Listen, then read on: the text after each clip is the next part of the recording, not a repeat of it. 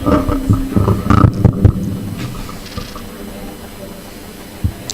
evening everyone and welcome to the Kerala Museum. The Kerala Museum is a vibrant beacon of the arts in Kochi. Set up in 1987, it is the brainchild of R. Madhavan Nair, who even then recognized the need for a cultural institution to provide experiential learning in history, the fine arts and performing arts in the city. To mark its 35th year in existence, the museum launched its flagship program on Kerala history, Janal Digital Archives. The program aims to create innovative, engaging and experiential digital exhibitions by drawing on historical archives and micro-histories of people and communities from Kerala. The Janal lecture series commenced earlier this month and is part of the programming around Janal Digital Archives. The Geojit Foundation supports Janal Archives and builds on the museum's founder Madhavan Nair's dream of making history accessible to all. Today, we take pleasure in presenting the second speaker of this series, Dr. Bitasta Das. She is an instructor of the undergraduate program MSc Life Science and Teachers Training Program at the Indian Institute of Sciences, Bangalore, and a senior editorial assistant at the Office of the Communications of the Institute. She is currently a member of the Planning Commission of Chhattisgarh State. She has delivered numerous national and international invited lectures and is also a TEDx speaker. She has published 6 books and has research and writings, and her research and writings are in the areas of cultural studies, ethnic studies, folk art and interdisciplinary studies. Through her courses, she motivates her students to understand the nation and its past through visual, narrative and performative folk art. She pushes disciplinary boundaries of science and humanities by encouraging students to provide visuality to scientific concepts through folk arts. We warmly welcome Dr. Bitasta Das to Kerala Museum. Before the lecture, I want to remind you of a few house rules. The lecture will be around 45 minutes, followed by a Q&A. If you plan to share on social media, tag Kerala Museum. We would love to hear what you have to say. Also, please put your mobile phones on silent during the lecture. If you urgently have to attend a call, kindly step out of the room to do so. Now, I warmly welcome Dr. Bitasta Das to the podium.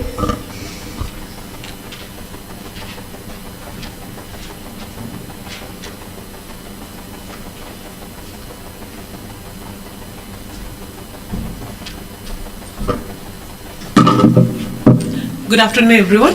Thank you for coming for this lecture on a Saturday evening, and thank you to the organizers for having me. So I'm told this series is about local histories, local narratives, local stories, and what better way to understand local histories other than through folklore and folk art. So my presentation is going to be about folklore and folk art. Can we have the slide changed?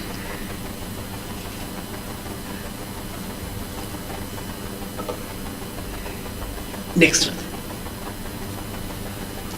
So yes, so the grand narratives or the bigger historical narratives are written by the experts, as we know, and many times, much often than not, they leave out the lived experiences of the common people. So it becomes pertinent for the common people to write their own histories. But what if the common people don't have the conventional tools to do so? What if they don't have the scripts? What if they don't have the language or the vocabulary to write their own history? So one of the ways to understand their history, to understand the experiences of the people, is through the art that they do. Because, most of the communities have some or the other form of art, that they practice or that they are, engaged with.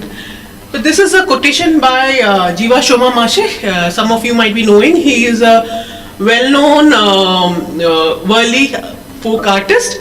He had won the Padma Shri, and he's a person who had again reinvented the Worli art, which had died down. So he says that our history is not written because Worli tribe don't have a script. It is drawn. We tell you stories. We tell you about a life. So through their art, they tell about the history, about their life. So this is the entire crux of my presentation, that art is a means of understanding people's lived experiences, people's histories. Next one, please. So I have planned my presentation in two form. One is to, first part will involve telling you about the significance of folk art, and second part is possibility of folk art. So why I have put significance of folk art in the beginning is to tell you what is the, importance, or what is the role that folk art and folklore plays in our society. Only then you would understand that, how powerful tools they are, to understand understand a community life.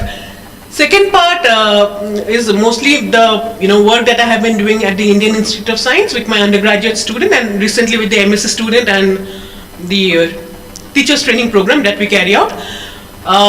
This is a sort of an interdisciplinary experiment that we are carrying out to see if the folk art of our country have the vocabulary, have the language to talk about complex scientific and technological issues. So I will talk about that in the second part of my presentation. Very often we think that folk art is rural art. It is a very simple, simplistic art, and it might not be able to talk about contemporary issue. It might not be able to, it's not modern enough to engage with a modern audience. But the endeavor that we have been doing at the Indian Institute of Science is to show that our art forms do have the vocabulary to talk about many complex issues, modern complex issues. Yeah, can change. So let's start. What is an art? Just very briefly. So an art consists of four things, it seems. People mostly, the general understanding is that an art has to have four things. That is creativity, skill, engagement, and meaning. Creativity is the ability to think out of the box. It is the ability to, solve problems. It is the ability to imagine, and come to a resolution. It seems every one of us have creativity, but we don't realize, we don't, use it enough. Second is skill. Skill is the tools by which creativity is expressed. So writing is a skill, drawing is a skill, making a sculpture is a skill, cooking is a skill. So we, have to hone our skills to express our creativity. So third is engagement. An art has to engage with the audience that is looking at it. It might be entertainment, it might be, infusing some sentiments in people, it might be sadness also, but it has to engage with the audience looking at it. Fourth is meaning. So more and more it is believed that the meaning lies not with the, artist who has made it, but with the audience, with the viewer who is looking at it. So this four component make an art. It's a general belief that, I'm just saying it because, I'm giving my presentation from scratch. So I'm just saying that, generally agreed upon that these four things make a work art. Okay, everything, everything, all the art are creative, but everything creative might not be an art. Okay, like for example, the way I came here to, give a lecture, so I thought I will wear Assamese dress. I thought creatively, but it's not an art. My way of thinking that I should wear a mekhela chadar and come is not art, but I thought creatively, So the belief is that, all of us have creative thinking, but when we hone our skills, when we practice and keep on, refining ourselves, we can make our creativity come to life and make an artwork. So next one. So what is folk art? Folk art is a little different than the general art that we know. Next one. So again, I want to begin from the scratch, begin from the beginning, because we know, most of the people in the audience might not know what is folk art, folklore. So let me begin from the beginning. So the studies of folklore or folk art in general is has been going on since the 18th century, but people have been doing it in different names, under different names, like antiquarian studies, study of customs. But it was in 1846 that a British antiquarian, William Thoms, thought that everything should be brought together and it should have a discipline, and discipline, it should be studied as a discipline. So he coined the word folkloristic, and from then the studies of folklore began. So when in the beginning folklore studies was thought to be not thought to be it was not a contemporary discipline as such.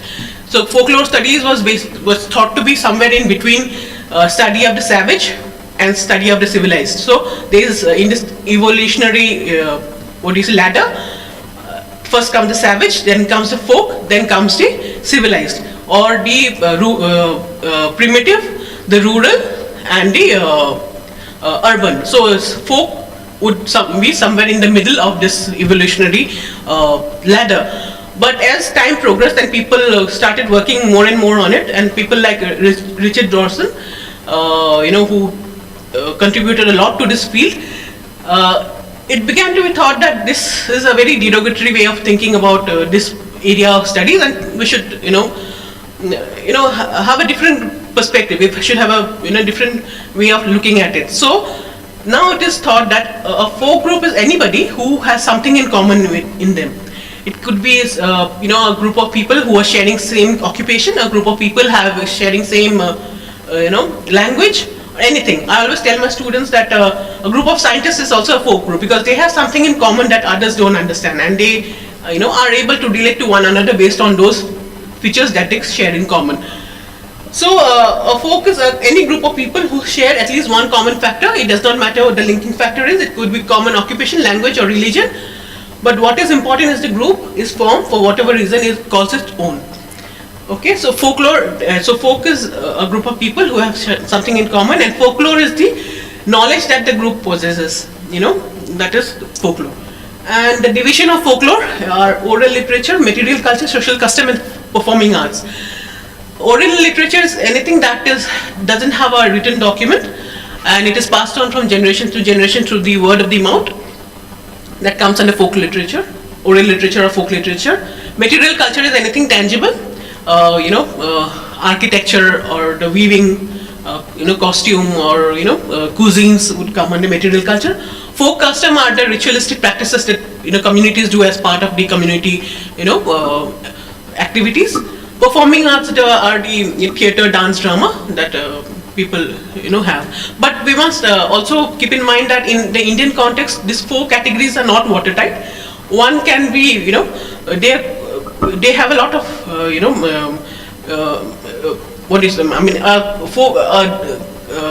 art form have all of them interchangeably. So I'll give you some examples. Can we have the next slide? So folk art in general is art of the common people.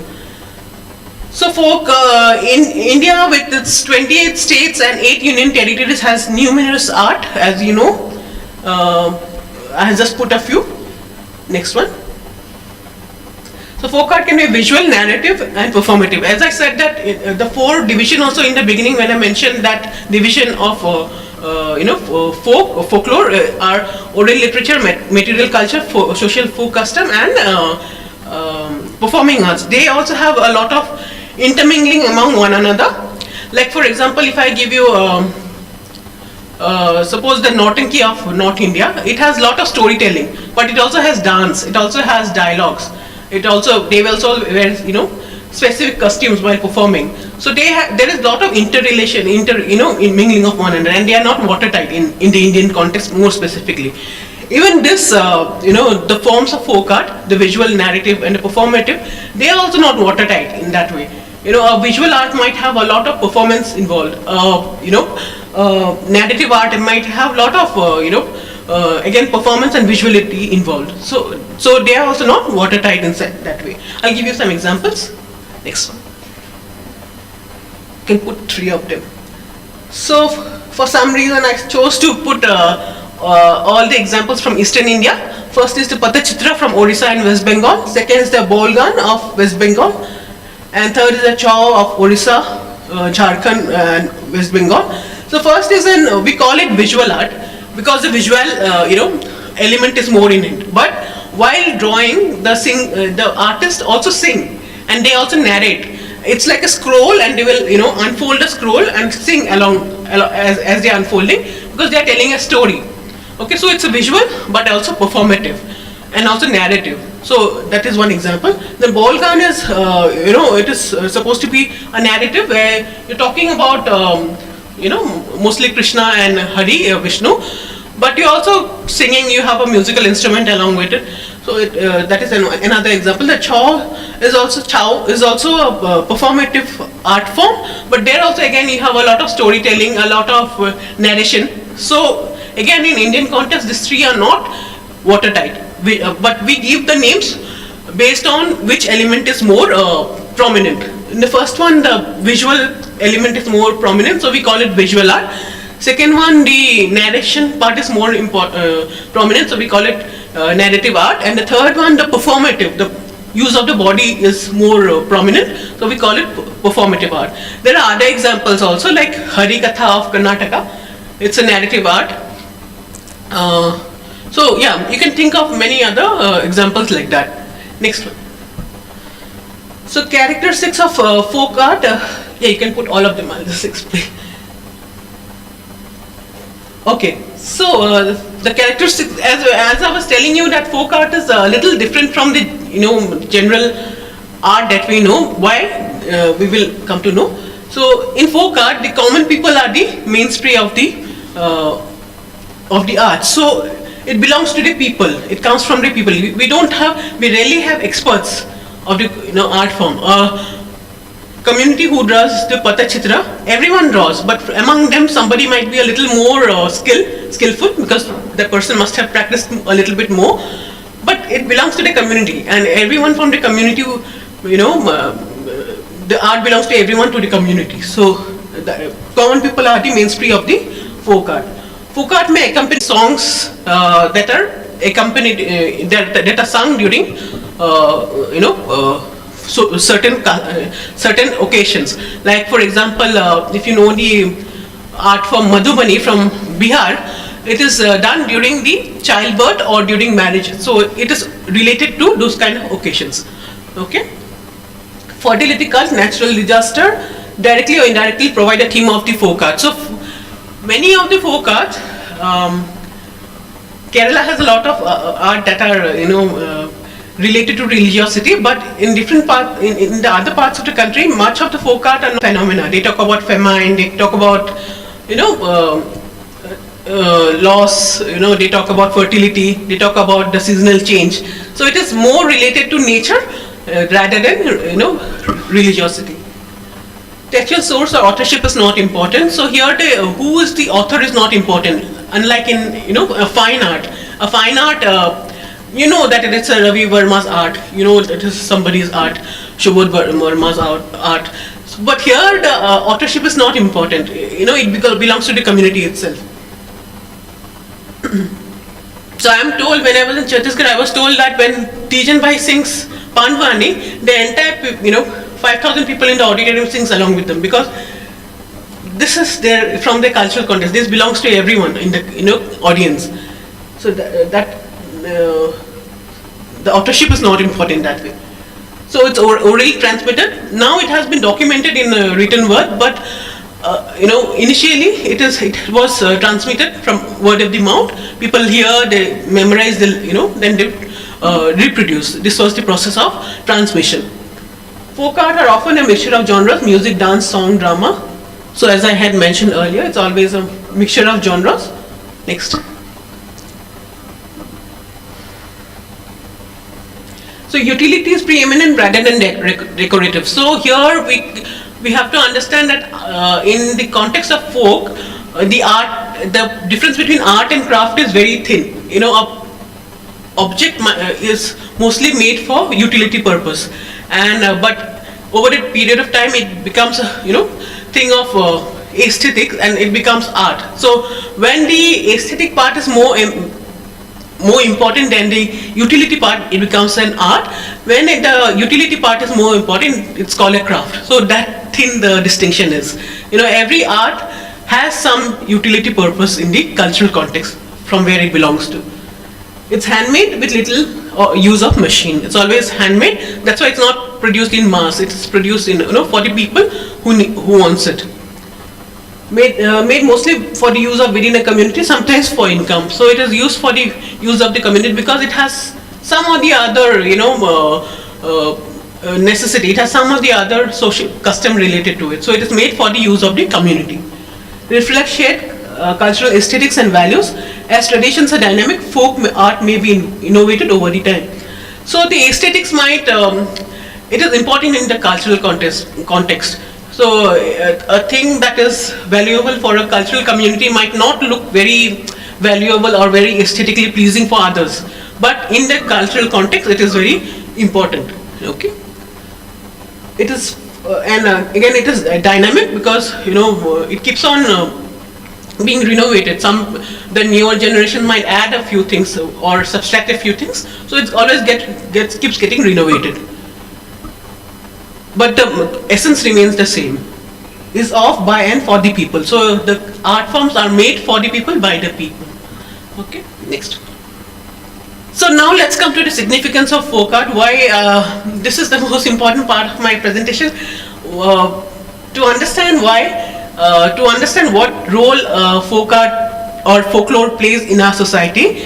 The presentation will focus on that. So while understanding what role that it plays in the society, we will understand how it is a tool of understanding a community, how it is a window to understand the community life or the people. Okay. Yeah.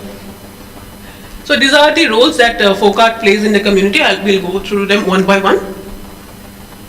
Psychological. So the elements of folklore or folk art has very important significance in an individual's life. They shape the individual in certain way. Like there are stories about good over the evil, where the person reads about them and thinks, okay, finally the good will prevail. Or there are stories of heroes that fills the person with courage that I should be righteous and work in certain way, and victory will come finally. Then there are examples of some games that they play, children play while they were coming, and that which infuses kind of cohesion within the community. Folk customs are there which infuses again cohesion within the community. There are myths which talks about how the world came into being, how the cosmos came into being, and people understand their role in the cosmos. Okay, so this has certain impact on the psyche of the individual, which form the individual in certain way. Okay, so here in the context of Kerala, because I am in Kerala and we are talking about Kerala's history, I have put the example of Mudiyattam. I'm not an expert in Kerala, I am telling you from the beginning, but I just I'm going to discuss a few of the art forms from Kerala, just to emphasize upon my,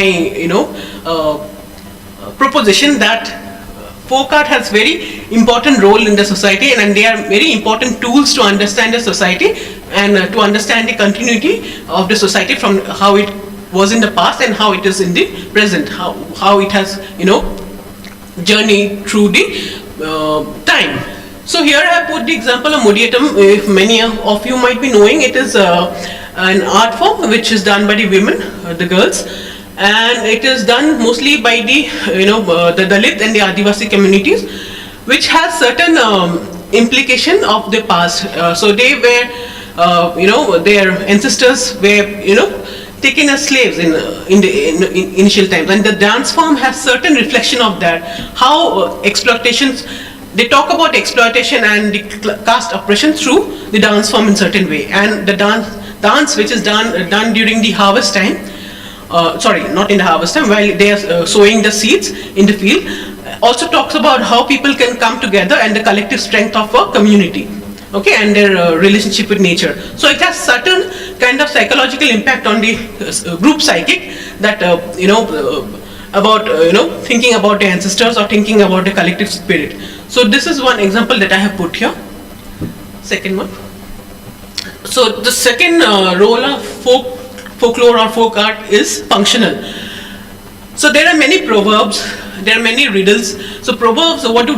They have a big, large knowledge capsuled into a small one sentence, like a Kabir Dohe, which would say, "Kal kare so aaj kare so ab." So that is to tell you that you should value time. So when people are not able to, take decision on certain things, they fall back on the proverbs to give them certain advices. So it has some functional roles also. That way riddles always would sharpen people's wit. Then there are ways of doing agriculture, the agricultural practices that only the community would know. So it helps the farmers to do their cultivation or do their practices. So it has certain functional role. From the place where I come from, Nagaland, Nagaland has 16 tribal groups, and each of them have a shawl, a distinct shawl, which is all the 16 communities make the shawl with just 3 colors, black, white, and red. But each of them are distinct. While looking at the shawl, you can make out that which community it belongs to. So these are certain knowledges which helps, which are functional, which helps people live their life from day to day life. Here I have put an example of the sadhya, the Onam sadhya. The way it is served, the way it is eaten, the order of it also entails something. It is how it should be eaten, and how the way it is eaten how the body can make best use of it. So this is the process that is followed, so the folk memory, the folk cultural memory entails this. It keeps the memory intact. Okay, so this is one example of functional. So, and again, in our homes we have many recipes that would help us fight diseases or curb diseases. That is also a functional role of folk knowledge. Okay, folklore. Okay, next one. Historical. So many of the folk heroes and heroines did not have written documents about them, did not have written history about them, but they have been kept alive in the memory, in the cultural memory, through oral literature, through words of the mouth. People sing about them, people talk about them, people tell stories about them, and this is how they have been kept alive over generations. So I have put the example of Raman Nambi, as some of you might be knowing. He was a tribal leader who initiated the tribal revolt in 1812, anti-colonial revolt, gathered the people and he trained them in the martial art, and people with bows and arrows and spears just faced the colonial big artillery. And so he is a folk hero. And how do we know about him? It is by the word of the mouth. I am sure now it has been documented, it has been put in text and books, but initially it was just circulated, or it was kept alive in the cultural memory just by the word of the mouth. Okay, so folklore entails that. Folklore keeps the memory of the culture alive. Okay, next one. Religious. This is again, please forgive me from my pronunciation. Kalam Tina here to pronounce. So this is the So this is the example of a religious function of folklore that, as you know, this is drawn in the floor. It's a floor art drawn in the floor, and it has a specific way of doing. It uses only 5 colors: the black, the white, the red, yellow, and green. And with these 5 colors, the deities are drawn, and it has an entire process how they do. They first, cleanse the floor, then entire puja is done, and after the puja is done, they feel, the belief is that the god has arrived there in the space, and after that the drawing is done, and removal is also done in a certain way. So it's an entire process, and it's a belief associated. So there are other examples. So if you can, if you know about this Matani Pechadi of Gujarat, there was this Bagadia tribe who were not allowed to enter the villages, enter the village temples. But what they did, they built their own, deities. They drew their, mother goddess in a piece of cloth, and they call it Matani Pechadi. Now, this piece of cloth is a work of art, but it has now also become a very serious, very important religious component. And every temple has this, though it was started by the Bagadia community only, but most of the temples of the Gujarat has this piece of art. So that is to amplify that folklore and folk art also has religious component. Next one. Economic. So this, as you know, is Kerala mural.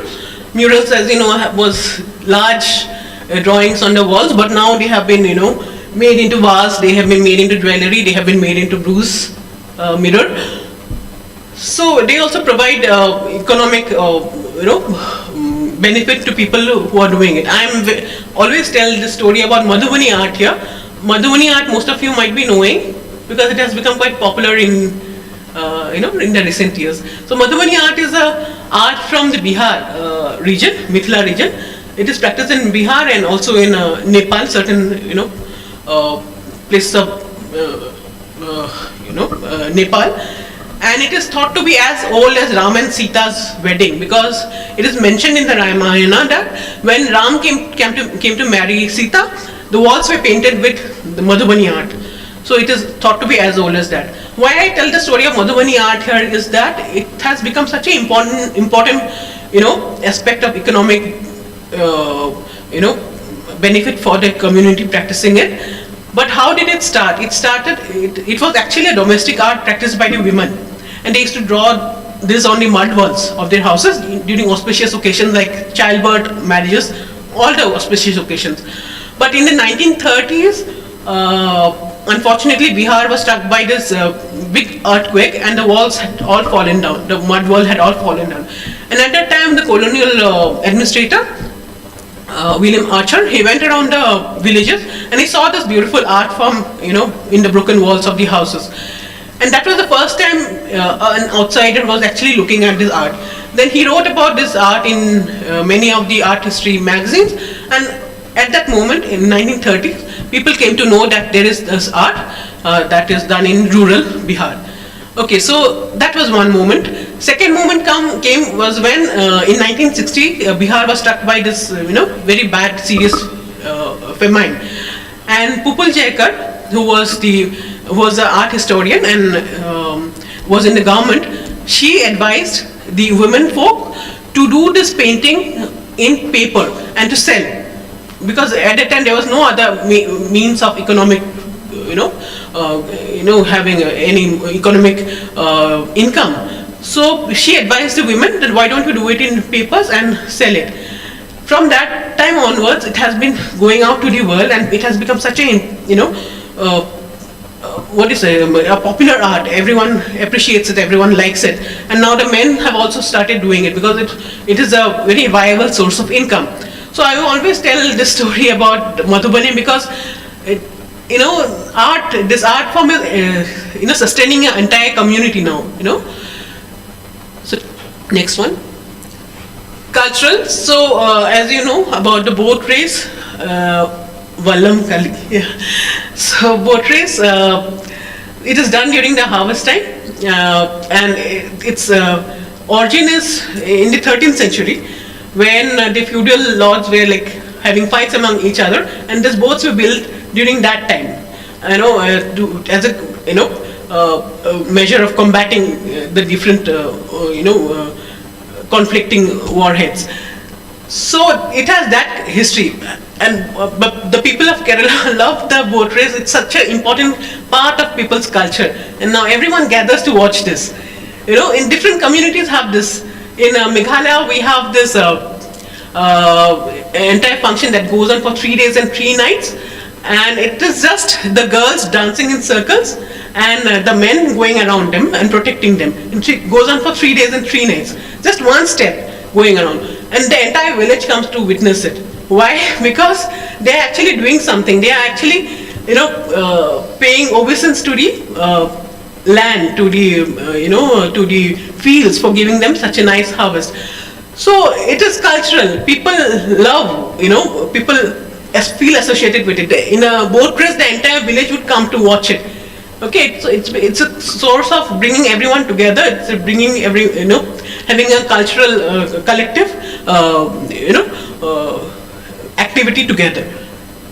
Okay, so these are the roles of folk art in a society.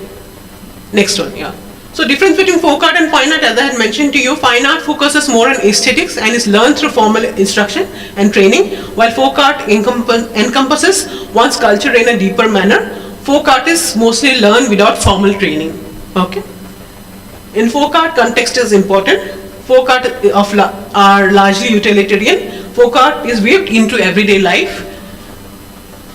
Folk art connects the past to the present. Folk art reflect the worldview of the community. Okay. Okay. Next one. Next one. So as I was doing some research on the art of Kerala, I came across this many art forms. So Kerala is so rich in folk art. This is just, I mean, it's not an exhaustive list. I have put 75 of them, but there are still more. You know, I don't think any other region has this many art forms. Okay, next one. So now I come to the second part of my presentation, is the possibility of folk art.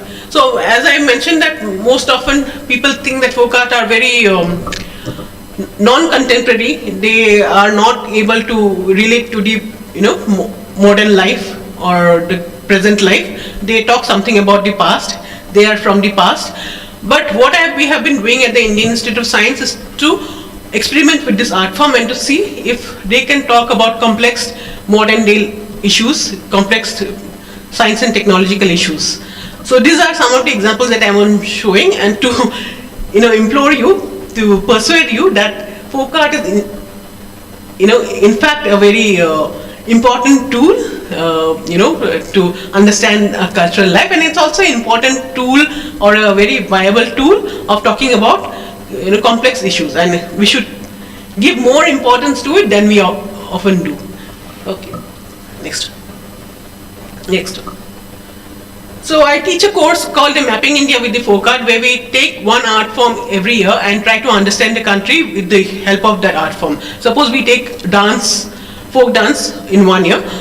We see the variation across the country, and we try to understand each region based on their art, based on the dance, folk dance. So that is what we do, and at the end of the course I make the students do the art form. We have training, we have workshop, 1 day workshop with a folk artist. The person comes, he or she would teach the students.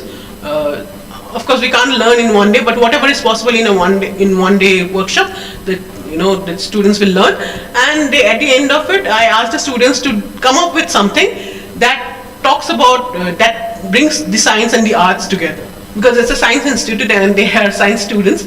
So I wanted them to think about science through the arts. Yeah, next one. So the motive of the course, or the aim of the course, is fourfold: apprise the students of the social context. So I feel that the folk art are very important tools to understand the social context. By understanding the art, they can understand the society or the community life or the region very closely. Map the continuity and diversity of the country. So by looking at the art form, we understand what are the variations in the country. A folk dance can be of different, done in different context. There are dances which are done during, even things like mourning. There would be songs for that, So what are the important, cultural context of this art we understand by looking at them. So folk art as window to community life and their worldview. And last is push disciplinary boundaries. At last I make the students think about science with the art. So this is my fourfold motive of the course, and I will give you some examples now. So while doing it, what we are doing, we are trying to do three things. Bridging the two cultures. If some of you might be knowing, two cultures is an important phrase.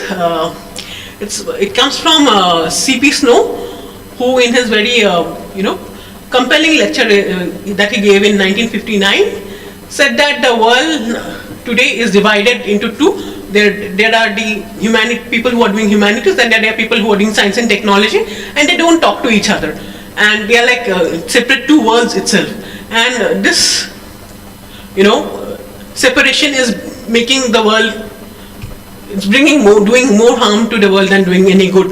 So he lamented on this entire condition of the earth and the condition of the disciplines, the condition of our knowledge systems, and said that they have to come together, and they have to talk to one another to talk, even if we are trying to address the world issues, the modern world issues.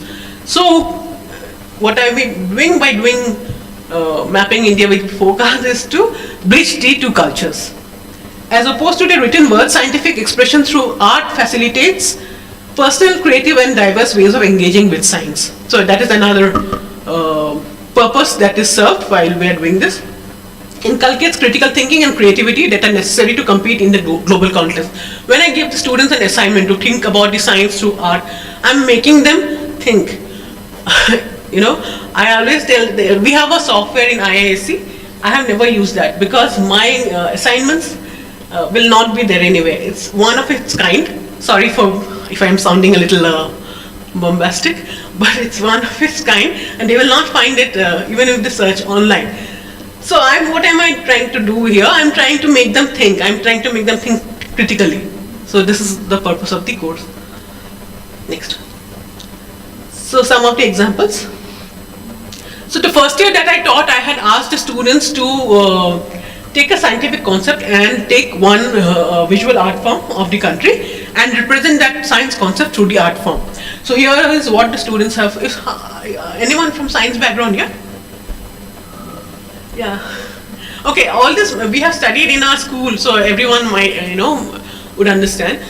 So first one, what the group of students, it was the group assignment. What the first group of students have done is they have shown Mendel's second law of inheritance through Madhubani art. Okay, how they have shown, those are very prominent motifs of Madhubani art, the fish motifs. And what they have shown here is the Mendel's second law, in how in the first generation one allele is dominant, but in the second generation the alleles are separated. The dominant and the recessive alleles are separated. So that is what they have shown in Madhubani art. Second is the robotics. They have shown the theory is that at certain point the interaction between human and robots is the highest, but after that it dips. So that they have shown through the valley, the deep below. So third, the red one is Cherial arc, and they are showing phagocytosis, the antigen and antibody interaction. When a germ enters our body, how our antibodies try to eat them. And it's a art of the war. War scenes are depicted in here. They are showing the phagocytosis. That other one is metamorphosis, and they are showing it through church art style. How the vices like gluttony, anger, pride can be metamorphosed into better things like kindness, charity, humility, and they are showing it through church art. Then here, the Goan art style, they are showing animal evolution. There is accretion, the theory in physics, which says that when two bodies come close to each other, the body that has greater mass will attract the body with lesser mass. So they are showing how the city is attracting people from the village here. So here they are showing the significance of zero, how zero was discovered in India and it was popularized by the Arab traders, and the two worlds are shown through this wormhole. Then the one here, the brown background, it's a mathematical theory, the collage conjecture of unity they are showing here. So our students take major in 6 subjects: physics, chemistry, maths, biology, earth science, and material science. So their works would reflect one of these disciplines. Next one. So we brought out a book, Art in Science, which has the paintings of. So these are the few things I have shown. The book has more paintings. Next one. Okay, so the next best I taught was in the assignment that we had done folk music in that particular year, and I had asked the students as part of their assignment was to compose songs, folk songs, which talks about a natural phenomena around them and tell it through a folk song. So this is the group from Orissa. This group of students had actually spoken about the life of a river dolphin in the Chilika Lake. Okay, can you play the song, please?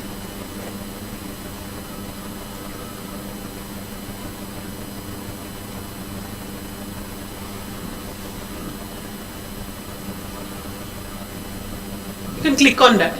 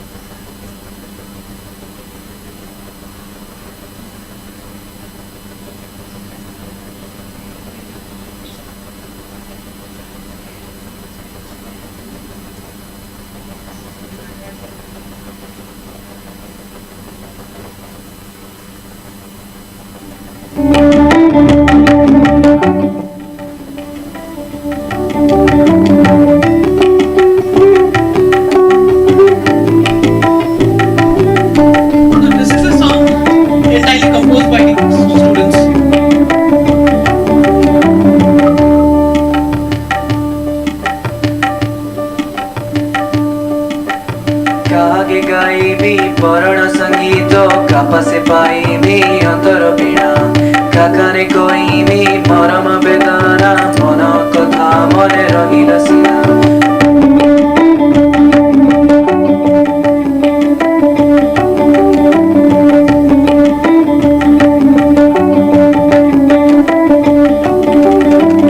कागे गाइबी परण संगीत कापासे पाइबी अंतर वीणा काकाने कोइबी मरम वेदना मन कथा मने रहिल सिना बुझे अनतिम भाउसुडी मगर मरण महाडरे बइछि आजि जालरे फसिछि फसुछि मनिष जीवन म जेउछि जारी फेरे मोराई जे नाही न सुन्दर असत अन्याय अशुभ बिन्दु कि मो भावना मो प्राण प्रवाह भेटी आजि से फेरे Basu. You can play the next one. So next one is an example from Kerala. So this group of students are from Kerala and they composed this song. It's a Kerala boatman song and they were talking about the water cycle in the environment.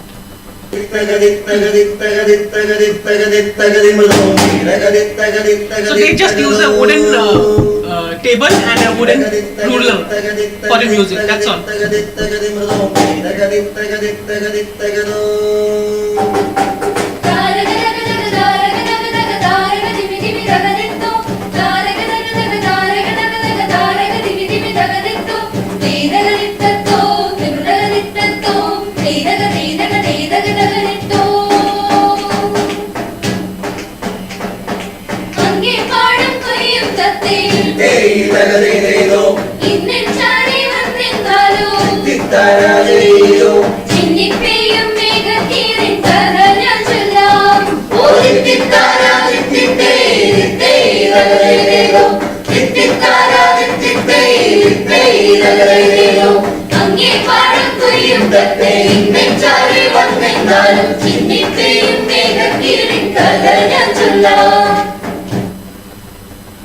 I'm giving you small examples. You can. Then next year we did folk theatre, and the students had the assignment was to talk about social evil that they see in the society and how they, as a scientist, would look at the evil. So some of them spoke about the anthropocentric worldview, how humans see that they are the center of everything, and everything revolves around them, and that they wanted to show. And the next group showed about the unaccounted development, and how it is impacting the environment. One group showed about the gender inequality, the caste oppression. So these are some of the things that they touched upon. Next one. So next year we did folk dance, and as I told you, there are 6 disciplines that the students take major in, and I asked the students to pick up one groundbreaking research in each of the discipline and to show it through a dance, folk dance. So the chemical science group, they showed the Haber's process through the Dolu Kunita of Karnataka. This is material science group. They showed what did they show? Microscopy through the Kuttu dance of Tamil Nadu. The third one is the biology group. They showed CRISPR, the biology invention, through the Lavani dance of Maharashtra. The next one was the physics group. They showed the gravitational waves through the Koitapattu dance of Kerala. Then the next one was the material science group. They showed plastic eating worms through the Veera dance. The last one was the mathematics group, and they showed the 4-color theorem through the Kalbelia dance of Rajasthan. So I'll play you a little example. Next one. So this is the here they are showing the 4-color theorem.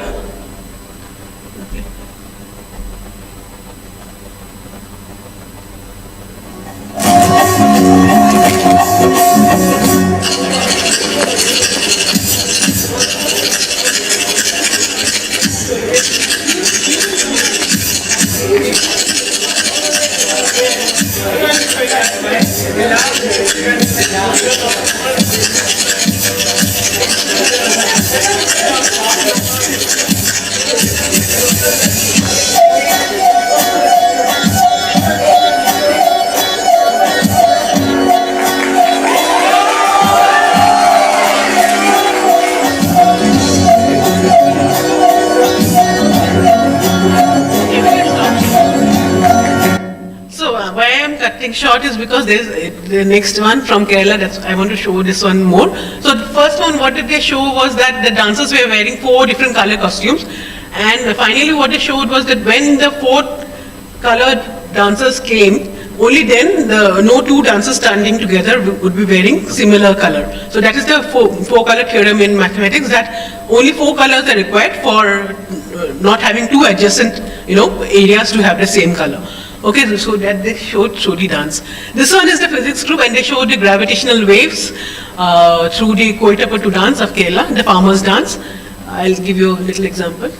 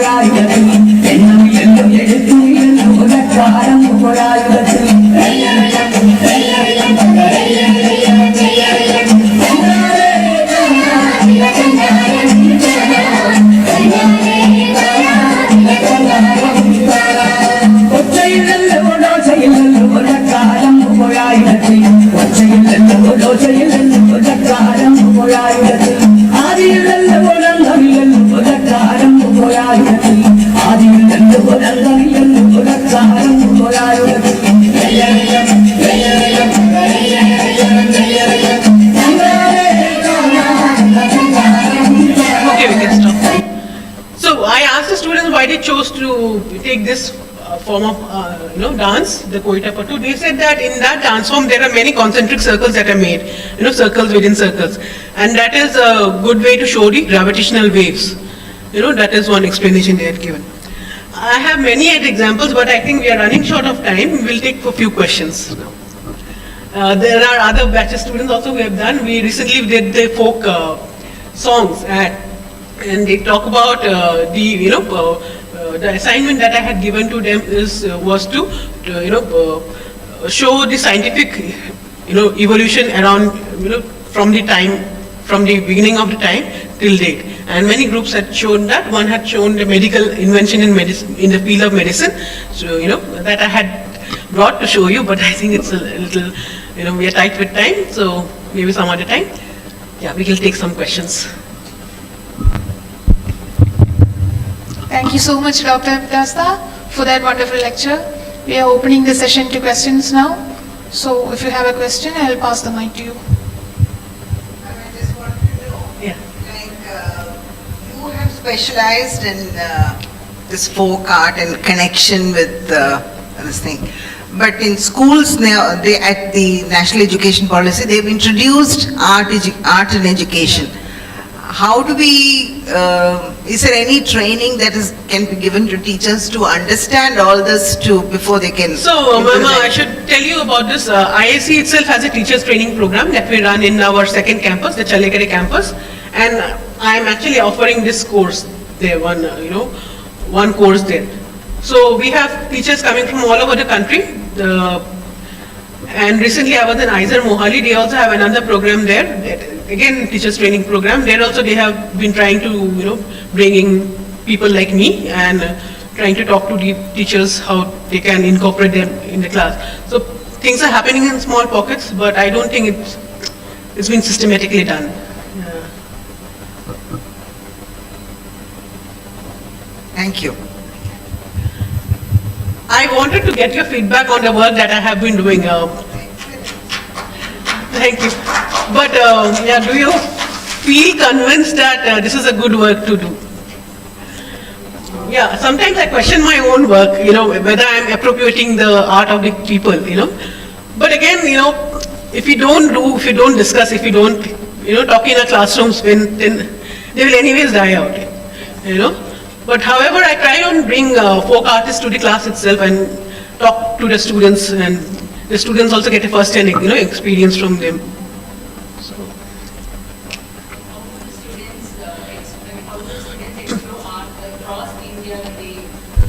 So our students are also come from the national, it's a national university. So they would tell that I know about this art, but I never thought seriously about it. But I always encourage them to talk to their people back home and to know about them, ask questions, discuss with them.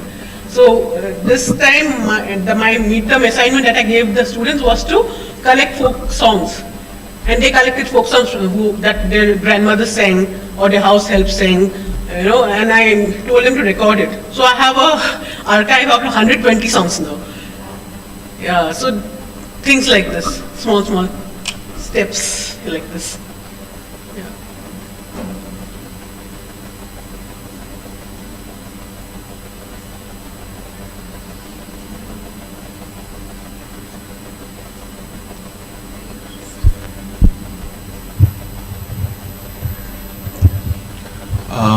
Ma'am, from an organizational behavior point of view, would you consider in a corporate setup, teams who have been working for a long time together, they have their own a microculture and they have their own, rituals. Would that come under, I'm sure that's not something that that would come to your mind first when you talk about folk and folklore. Is that something that should be considered in this perspective? So here what I'm talking about, when in the beginning itself I said that any group that has inner cohesion or they share something in common can be considered as a folk group. So in that sense it's a folk group. They have some knowledge within them that is their own and which others do not know. So it is a folk group for sure. But again, when I'm teaching in my class, I'm actually talking about the traditional folk group. So yeah, but yeah, they can be considered, but can you give me an example of that? Like which kind of themes? For example, okay, let me take my own example. So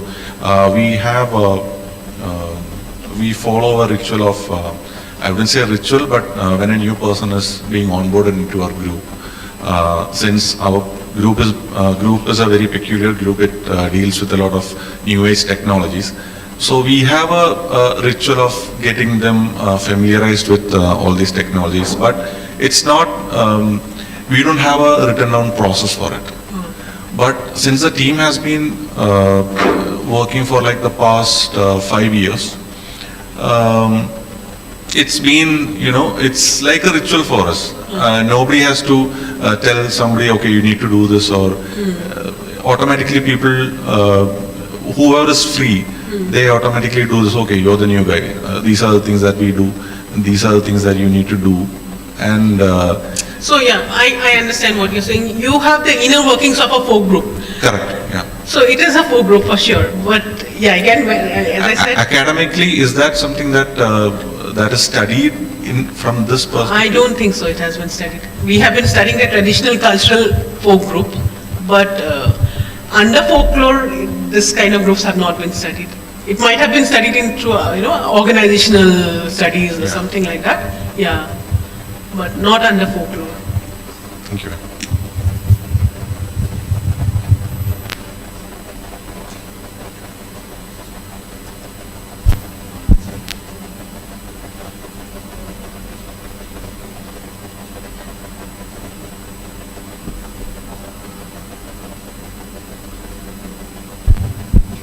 So, you are the only social studies faculty in the ISC, and can you tell us something about that experience and also about the recent, like we were just discussing, right, that UAPA problem that a student couldn't present there. So, what is the culture around discussing these social or maybe political issues within the IISc? If you can speak As I was telling you, in IISc we don't have a humanities department as such, but there, for the first time in the 110 years history of the institute, the institute introduced humanities to the undergraduate program, which started in 2011. And humanities was a component. The students are studying science, but humanities is a component in them, and they have to study humanities from 1st to 6th semesters. And what we do is we bring in people from outside. So I teach few of the courses, but I can't teach all in the 6th semester. So we bring people from outside and they teach the students. So this is the structure which is followed presently. So, so the general feeling within IISc is that science is separate from social causes. That is a general feeling. You know, science, what the scientist does in the laboratory, that is what the general feeling is. And so with humanities, we are trying to make the students think that science is not what the scientist does in the laboratory itself, but it is impacted by many other things, the social context, who funds your research, you know, towards what you're doing your research. So these are the questions that we are trying to ask and trying to make the students think. Regarding the UAP thing, it was organized by a students group. Yeah, it was not, it could not be held for some or the other reason, but yeah, maybe things are changing. People are talking about it at least. Earlier, this was also not there. Inviting people, activists to the campus was also not there. But students are trying to do some things around it now. Let's see.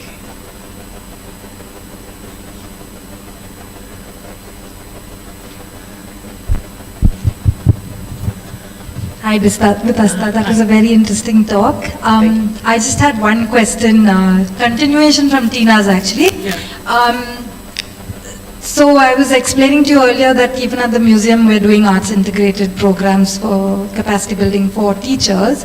And one of the things the program aims to do is to give the teachers and the students the vocabulary to start talking and discussing social context.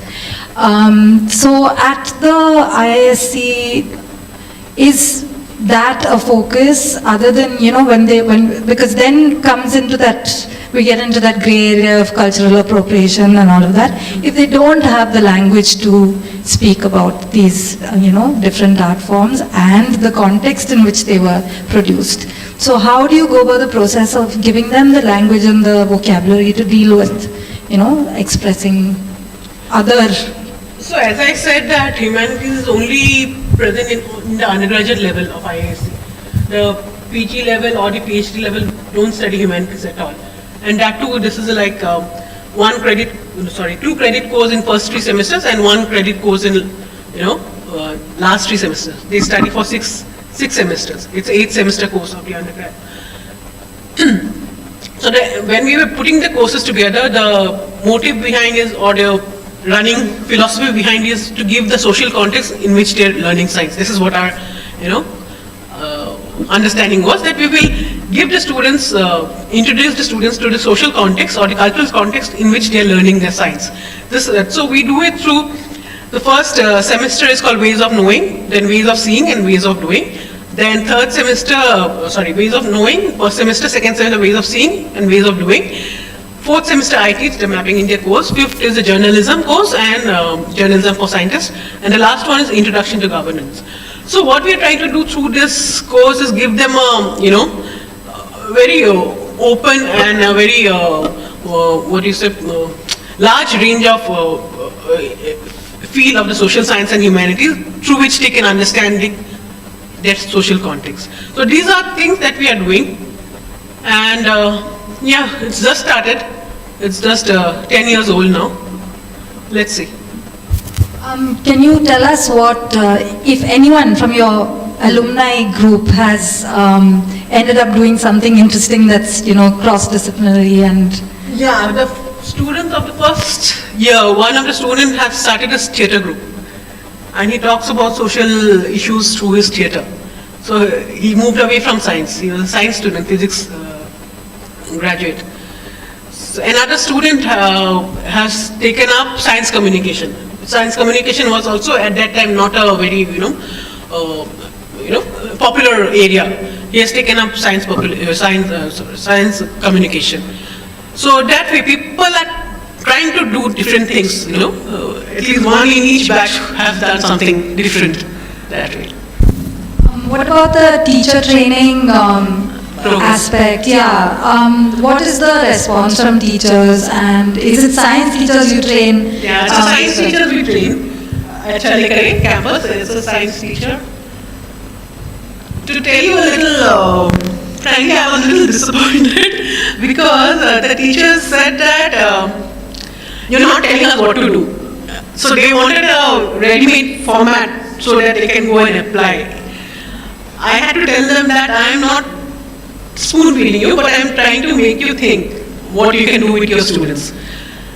So that was the response, and only one group of teachers actually presented something. They showed mandala art and they showed geometry through mandala art. They think about geometry through the art. So one group of teachers did it, but other group of teachers, I think a lot of work still needs to be done, But they are quite aware that the national education policy wants, the different disciplines to be integrated. But apart from the new education policy, we already see in the NCERT textbooks from a while ago, we've already seen that, simple things like brick pattern, indigenous knowledge of various kinds are already incorporated into the mathematics textbook in 3rd grade, 4th grade and all that. So why do you feel that teachers would have, would feel that this is a new approach? I'm not sure. That's what the feedback I have got from them. When I presented whatever I had to present before that, at the end of them, what do we do with the students? That was the question. Maybe they were overworked. They had,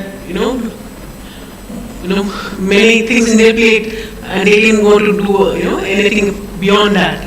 But that's what the feedback I got, that what do I go and do with my students?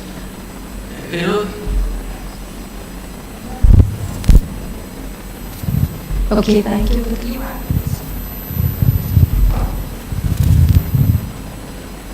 As part of your course, do you explore the why? So you were talking about Madhubani paintings and it being related to fertility, or they do that at a certain time. So because they're all science students, do they ask why is it done in a certain way? Maybe Madhubani is not a good example, but anything that we do, why do we do it this way? Is there an exploration of the art from that sense when they do that? Why? Ideally, they should be asking this because as a science student, they should be wondering why. So are they looking at it from So like the example that I had given you for the physics group, which had shown gravitational waves to this dance. So I asked them, why did you choose this form? Then they said that this dance form has a lot of concentric circles, which are very apt to show this theory. So I think they put some thought into them that, why they choose this form of dance and not the other to show their, theory. They do, yeah. Okay, if we're done, then we'll wrap up. Bitasta, thank you so much. Thank you for having me. I'm not going to go up on the podium, which is what the original plan was, but I'm just going to speak from here. But Sarah, I think you need to. Okay. So on behalf of the Mother Nile Foundation and the Kerala Museum, thank you all for coming today to listen to Bitasta's talk. Bitasta, thank you so much for coming all the way from Bangalore. Yeah, it was a shot in the dark, literally, because she was worried that she's not speaking about Kerala, and this is a Kerala history-related archive, except we have been exploring the folk arts in previous shows that we've had here. Part of the digital archive building process itself, Chavitanadagam and some others have also been performed here already. And these are actually dance forms that are performed in Kerala, and people experience them, but we don't get to see a lot of it because we are not, in that folk, let's say, bracket of, where we go to consume culture.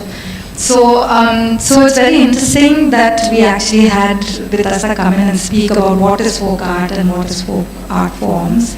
And it's also, falls in the museum's work of this arts integrated program that we are doing. So it was quite interesting to talk to Bitasta about what, at the graduate level is happening for arts integration and interdisciplinary studies. So thank you so much, Bitasta, once again. I also want to make mention of our team here at the museum who's put together this series of journal talks, the Journal Digital Archive program. We're collecting very interesting stories on Kerala that begin in the present day and move regressively to historical events. There are lots of interesting topics being covered. And if you're interested, you can also contribute eventually. As soon as the platform is up, we'll be sharing information about how you can add to the project as well. And that's a digital project, which means that you can share it with your cousins worldwide, your friends worldwide as well.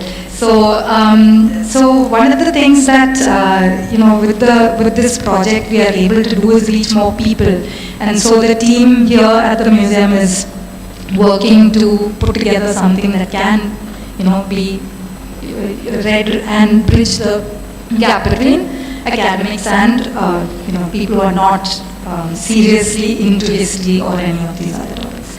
So, without further ado, I think other than this team, I also want to mention the people at the back end who are downstairs, Mija and all these people who are keeping in touch with you all on WhatsApp. Please do save the Kerala Museum number and share it with your friends for further, updates and all of that, so that we can spread the word and have more people enjoy these lectures. The series goes on till November, okay? It's every alternate Saturday. We've only announced July and we'll be announcing month by month, but it goes on all the way to November. For now, that's the runway Raji's prepared for us, and hopefully post-December again we'll pick it up. So be sure to save that info. Saro, the info slide for us. Save the number and you'll get updates from all of us. Yeah. Thank you so much. That's a small token of our appreciation. Please. Thank you.